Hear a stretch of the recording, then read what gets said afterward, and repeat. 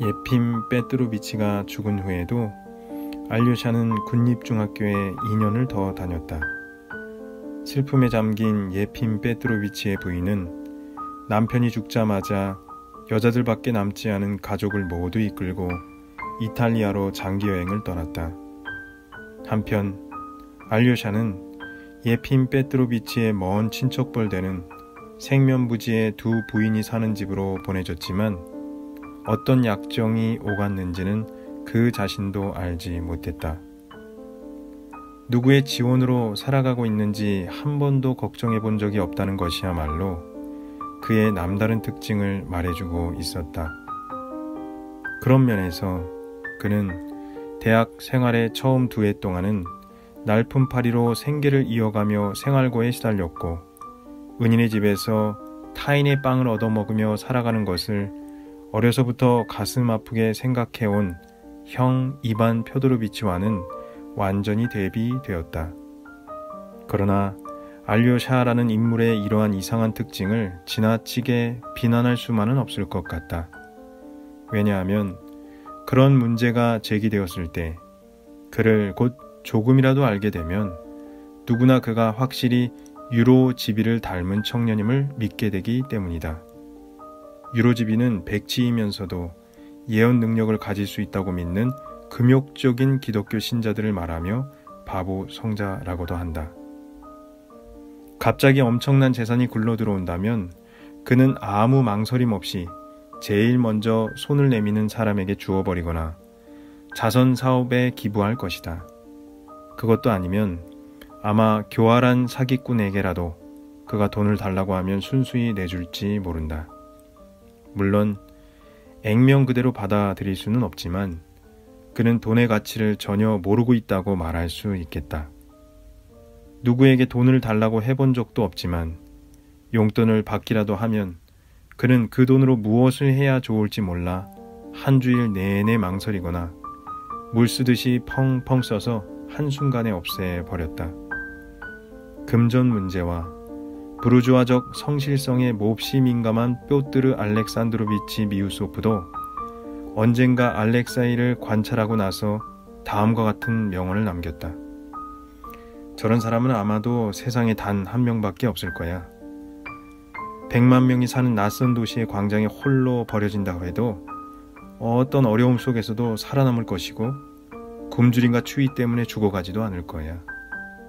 당장 사람들이 먹을 것을 가져다 주고 거처를 마련해 줄 테니까. 만일 아무도 거처를 마련해 주지 않으면 스스로 찾아내겠지. 그런 일쯤은 그에겐 손쉬운 일이며 모욕이라고 생각하지도 않을 것이고 거처를 제공하는 사람도 아무런 부담을 느끼지 않을 뿐더러 어쩌면 오히려 만족스러워할지도 모를 일이니까. 그는 중학교에서 학업을 마치지 못했다. 우연히 기억 속에 되살아난 어떤 일로 인해 아버지 댁으로 돌아가겠다고 부인들에게 불쑥 이야기를 꺼냈을 때만 해도 아직 학업이 1년이나 남아있었다. 부인들은 그를 몹시 아꼈으므로 떠나보내려 하지 않았다. 기차 싹시 별로 비싼 편은 아니었으므로 은인의 가족이 외국으로 떠나기 전에 선물한 손목시계를 저당 잡히려 하자 부인들은 그 제안을 받아들이지 않고 여비를 넉넉히 주었을 뿐만 아니라 새 옷과 내복까지 마련해 주었다. 그러나 그는 꼭 3등 칸에 타고 싶다며 받은 돈의 절반을 부인들에게 돌려주었다. 우리 읍에 도착했을 때 그의 아버지는 대뜸 어째서 학원 마치기도 전에 돌아온 거지? 라며 다그쳐 물었다. 그러나 그는 정말로 아무 대꾸도 하지 않았고 평소처럼 어떤 생각에 골몰해 있지도 않았다고 한다. 얼마 못 가서 그가 어머니의 무덤을 찾고 있음이 밝혀졌다. 당시 그 자신도 단지 그 이유 때문에 돌아왔다고 인정할 정도였다. 그러나 그것이 그가 돌아온 이유의 전부는 아니었다.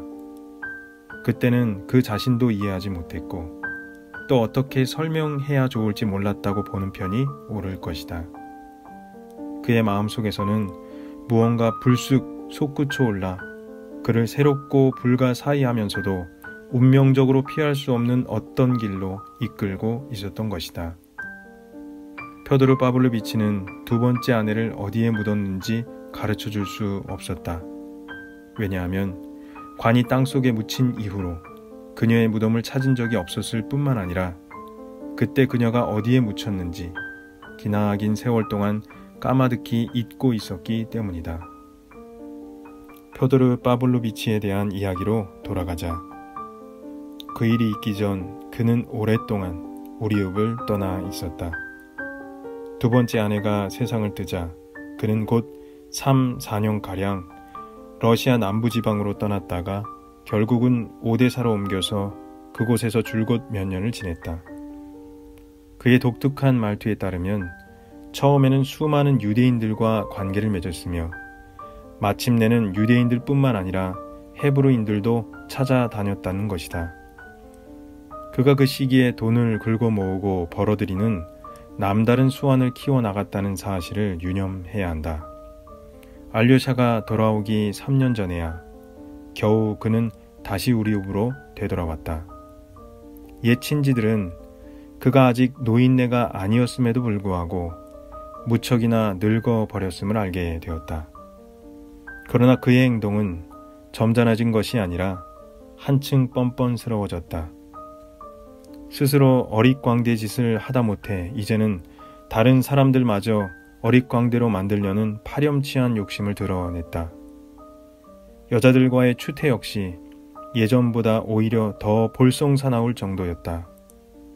얼마 후 그는 군의 도처에 새로운 술집들을 차렸다. 그는 약 10만 루블, 더 정확히 말하면 그의 약간 못 미치는 거액을 모았던 것 같다. 읍과 군의 많은 사람들이 즉시 그에게 빚을 지게 되었는데 물론 믿을 만한 담보가 있어야 했다. 최근 들어 그는 살결이 부석부석해졌고 균형감과 절제심을 잃어갔으며 경솔한 판단을 내리게 되었고 일처리 역시 시작도 끝도 없는 데다가 정신마저 산란해져 점점 더 곤드레만드레 술에 취하는 경우가 늘어갔다. 그 무렵 이미 상당히 노쇠했지만 마치 가정교사라도 되는 듯 그를 보살피는 하인 그리고리마저 없었다면 아마도 펴도르 파블로비치에게는 성가신 일이 끊이지 않았을 것이다. 알료샤의 귀향은 그의 도덕적 측면에 영향을 준 듯 보이며 쉬 늙어버린 노인에게 마음속에서 이미 오래전에 시들어버린 무언가를 일깨웠던 것 같았다. 그는 알료샤를 물끄러미 쳐다보며 이렇게 이야기하곤 했다. 넌 내가 그년을 그 끌리꾸시까를 닮은 걸 알고 있겠지? 그는 알료샤의 어머니인 죽은 아내를 이런 식으로 불렀다. 결국 끌리꾸샤의 무덤을 알료샤에게 가르쳐준 사람은 하인 그리고리였다. 그리고리는 그를 읍 공동묘지로 데려가서는 먼 발치에서 비록 싸구려 주철로 만들어졌지만 깔끔하게 세워진 묘비를 가리켰다. 그 묘비에는 고인의 이름, 신분, 나이, 사망일자가 적혀 있었고 그 밑에는 보통 사람들의 무덤에 흔히 사용되는 옛 추모시 중에서 따온 사행시 구절 같은 것도 새겨져 있었다. 놀랍게도 그것은 그리고리의 수고로 만들어졌음이 밝혀졌다. 펴도르 파블로비치가 아내의 무덤은 물론 자신의 모든 추억까지도 내팽개진 채 끝내 오데사로 떠나버렸기 때문에 그리고리는 자신의 경비로 가엾은 끌리꾸샤의 무덤에 묘비를 세웠던 것이다. 알료샤는 어머니의 무덤 앞에서 별다른 감정을 표현하지는 않았다. 그는 단지 묘비 설치에 관해 그리고리의 조리 있는 설명에 귀를 기울이더니 잠시 고개를 숙여 묵념을 한 후 아무 말 없이 그 자리를 떠났다. 그로부터 그는 근 1년 가까이 무덤을 찾지 않았다. 그러나 이 사소한 일화는 펴도르 파블로비치에게 영향을 그것도 특이한 영향을 주었다. 그는 갑자기 자신의 아내, 하지만 두 번째 아내인 알료샤의 어머니, 즉 끌리꾸샤가 아닌 자신을 두들겨 팼던 첫 번째 아내 아젤라이다 이바노브나의 추모식을 위해 쓰도록 1,000루블을 수도원에 기부했던 것이다. 그날 저녁 그는 만취하여 알류샤를 향해 수도사들에 대한 욕설을 늘어놓았다. 그는 결코 신앙심을 가진 사람이라 할 수 없었다. 평생 5꽃베이가짜리 양초 하나 성상 앞에 바친 일이 없는 인간이었기 때문이다.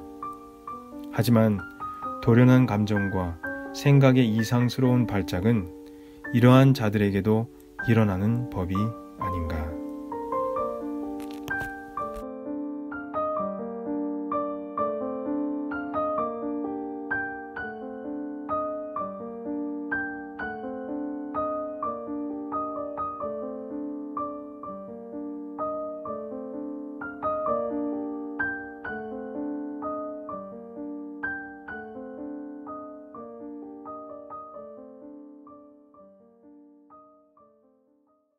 나는 그가 살이 너무 쪄서 축 늘어졌다고 이미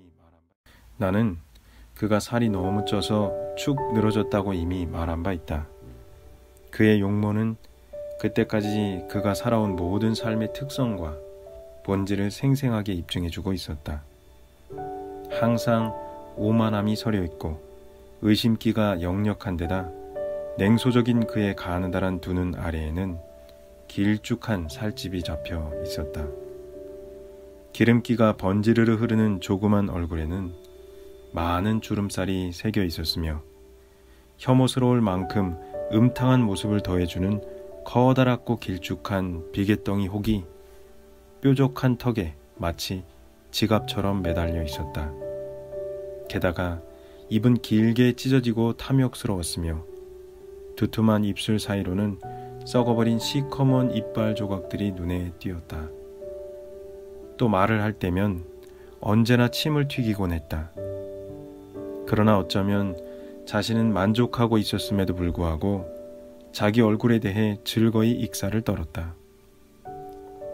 그다지 크지는 않지만 매우 뾰족한 데다가 심하게 휘어진 매부리 코를 특히 화제로 삼았다. 그는 이렇게 이야기하곤 했다. 영락없는 로마인의 코야. 이 혹과 어울려 쇠퇴길 고대 로마 귀족들의 진짜 모습을 보여주고 있잖아. 그는 그것을 자랑스러워했던 것 같다.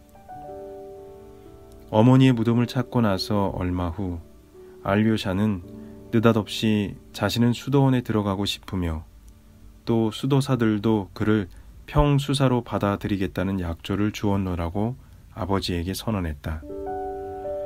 그것이야말로 자신의 간절한 소망이므로 아버지의 진지한 허락을 구하는 것이라고 그는 설명했다. 아버지는 수도원 암자에서 신앙생활을 하고 있는 장로 조시마가 자신의 얌전한 아들에게 특별한 감동을 주었다는 사실을 이미 알고 있었다. 그 장로야 물론 그들 중에서도 가장 정직한 수도사지. 그는 알료샤의 이야기를 들은 후 아무 말 없이 깊은 생각에 골몰한 채 조금도 놀란 기색 없이 나지막한 목소리로 입을 떼었다. 그러니까 그곳에 들어가고 싶단 말이지, 얌전한 우리 아들이. 얼큰할 정도로 술을 마신 상태였던 그는 갑자기 술기운이 약간 섞인, 그러나 여전히 빈틈없이 교활하고 능청스러운 미소를 길게 늘어뜨렸다. 나는 내가 어쩐지 그런 결론을 내릴 거라는 예감을 하고 있었는데 그건 상상도 못했겠지? 너로선 그곳에 갈 기회를 노려온 것이고, 어쨌든 너는 2,000루블 정도를 가지고 있는 것 같으니 그것이 너의 지참금이 되겠구나. 하지만 나의 천사 같은 아들아, 나는 이대로 너를 모른 척하지는 않겠다. 그들이 요구한다면 그곳에서 필요한 돈을 지금이라도 너를 위해 내놓겠다. 그러나 아무것도 요구하지 않는데 우리가 억지로 갖다 바칠 거야 없지 않겠니? 너야. 카나리아가 일주일에 나달 2억에 먹어 치우는 정도밖에 돈을 쓰지 않을 테니까. 너는 알고 있겠지. 한 수도원에 인근 마을이 하나씩 달려있고 또 삼척동자도 다 아는 사실이지만 그곳에는 수도원의 여인들만 살고 있단다. 그곳에서는 그렇게 부르지. 내 생각에는 그런 여편네들이 한 30명쯤 될 것 같구나. 나는 그곳에 가본 적이 있는데 어떤 의미에서는 그 나름대로 흥미가 있더구나. 러시아 민족주의가 대단히 강해서 프랑스 여자가 한 명도 없다는 사실 정도가 마음에 걸릴까? 만일 있기만 한다면 굉장한 돈벌이가 될지도 모르는데 말이다. 소문만 퍼지면 이내 몰려들겠지. 하지만 이곳은 괜찮다. 이곳 수도원에는 여자들도 없고 수도사들만 200명 정도 있지. 성실하지. 금욕주의자들인데다가 나도 인정한다. 그래, 너는 수도사들에게 가고 싶단 말이지? 정말 안타까운 일이로구나, 알료샤. 널 진정으로 사랑했다는 사실을 믿어주겠지? 하지만 좋은 기회이기도 하구나. 죄 많은 우리들을 위해 기도해 줄 테니 우린 이미 여기서 너무 많은 죄를 지었단다. 나는 항상 이런 생각을 해왔지. 그게 언제가 되든 나를 위해 기도해 줄 사람은 누구일까? 이 세상에 과연 그런 사람이 있을까? 사랑하는 내 아들아, 나는 그런 점에선 정말 어리석단다. 어쩌면 믿기지 않겠지? 그건 사실이란다. 하지만 보다시피 비록 어리석긴 해도 나는 항상 그런 생각을 하고 있단다. 물론 항상이라고 했다만 언제나 그런 것은 아니고 간혹이라고 하는 편이 낫겠지. 내가 죽었을 때 악마들이 나를 갈고리로 끌고 가는 광경을 잊고 지낸다는 건 불가능하다고 생각한다. 그런 순간이면 나는 이런 생각이 머리에 떠오른단다. 갈고리라고? 그렇다면 놈들이 그걸 어디서 구할 수 있을까? 그건 뭘로 만들어졌을까? 무쇠로? 어디서 그걸 만들지? 대장간? 아니, 놈들한테 그런 것이 있을까? 수도원에서 수도사들은 틀림없이 지옥에는 천장 같은 것이 있다고 생각하겠지. 나는 지옥이 있다고 믿을 용의가 있지만 천장 따위는 없었으면 한다. 그 편이 보다 고상하고 계몽적인, 다시 말해서 루터식이 될지 모르니까. 천장이야 있든 없든 본질적으로는 마찬가지 아니겠니? 바로 여기에 무어라 단정짓기 힘든 곤란한 문제가 있는 거야. 만일 천장이 없다면 갈고리도 존재하지 않을 테고, 갈고리가 존재하지 않는다면 모든 것이 사라져버리는, 다시 말해 잘못된 상황이 벌어지겠지. 그러면 누가 나 같은 놈을 갈고리로 끌고 갈 것이며, 나 같은 놈을 끌고 가지 않는다면 도대체 그게 무슨 의미요? 이 세상 어디에 진리가 있다는 거냐? 그걸 발명해내야 되겠지. 갈고리 말이야. 내가 얼마나 파렴치한 인간인지 알게 된다면 알료샤, 나 때문에라도, 나 한 사람 때문에라도 일부러 말이야. 그곳에 갈고리는 없어요. 알료샤는 아버지를 바라보며 조용하고 진지하게 말했다. 그래, 갈고리에 그림자나 있겠지. 나도 알고 있어. 알고 있다고. 어느 프랑스인이 지옥을 이렇게 묘사한 적이 있지. 나는 빗자루 그림자로 마차의 그림자를 청소하는 마부의 그림자를 보았다 라고 말이야. 그런데 사랑하는 아들아, 너는 갈고리가 없다는 사실을 어떻게 알았니? 수도원에서 살게 되면 그런 이야기는 하지 않을 게다만, 그러나 길을 떠나 그곳에서 진리를 구한 다음 다시 돌아와 이야기해 다오. 내세가 어떤 곳인지 내가 정말 알고 있다면 그곳에 가기가 좀 더 쉬워질 테니까. 너도 내 집에서 주정뱅이 늙은이나 갈보들과 함께 지내는 것보다는 수도원에 사는 편이 한결 더 마음 편할 게다. 비록 그 무엇도 천사 같은 너를 건드리지는 못하겠지만 말이다. 아마 그곳에서도 역시 너를 건드리는 일은 일어나지 않을 게다. 내가 너의 소원을 들어주는 이유도 그것을 기대하고 있기 때문이지. 아직 너의 정신을 악마가 먹어버리지는 않았거든. 재가 될 때까지 정신을 불사르고 새 사람이 되어 돌아오너라. 난 너를 기다리마. 나를 비난하지 않는 사람은 이 지상에 너밖에 없다는 사실을 나는 알고 있단다.